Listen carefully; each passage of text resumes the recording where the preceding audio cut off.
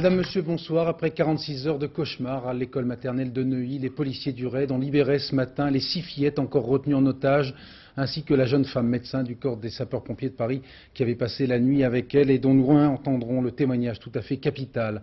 Le preneur d'otage a été abattu de 3 balles dans la tête. Récit du dénouement avec Valérie Gagé. 4 petites filles effrayées accrochées au cou des policiers du RAID. Il est 7h25, nous assistons sans encore le savoir à l'épilogue de la prise d'otage. Ces enfants viennent juste d'être emportés de la salle de maternelle où ils étaient détenus. Apprenant que le ravisseur a été tué, le petit groupe regagne ensuite calmement le parc de l'école. À peine 30 minutes plus tard, Édouard Balladur, le Premier ministre, se présente à l'entrée principale.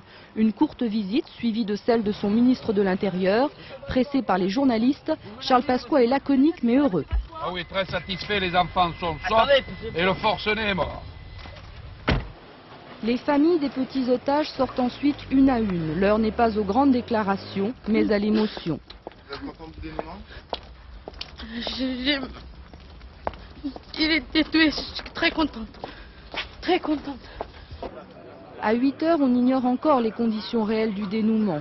Nicolas Sarkozy, le maire de Neuilly, qui a participé aux négociations, apportera un premier témoignage sur le ravisseur. Il s'est beaucoup tendu. Ça fait maintenant près de 18 heures qu'on n'arrivait plus à sortir un enfant. Et c'était plus facile au départ parce que, comme toutes les 2 heures, on arrivait à en sortir. Et puis tout d'un coup, il s'est bloqué, il s'est dit que ses enfants, c'était sa protection, il ne voulait plus en sortir.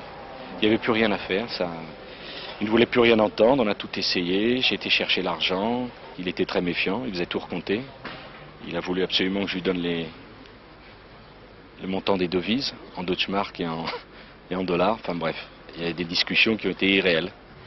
Puis on aperçut enfin ces 2 femmes exemplaires, Evelyne Lambert, médecin capitaine des pompiers de Paris, et Laurence Dreyfus, la jeune institutrice.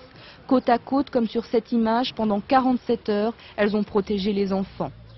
En fin de matinée, l'école avait presque retrouvé une allure normale. La rentrée des classes est pour mardi, une rentrée sourire aux lèvres.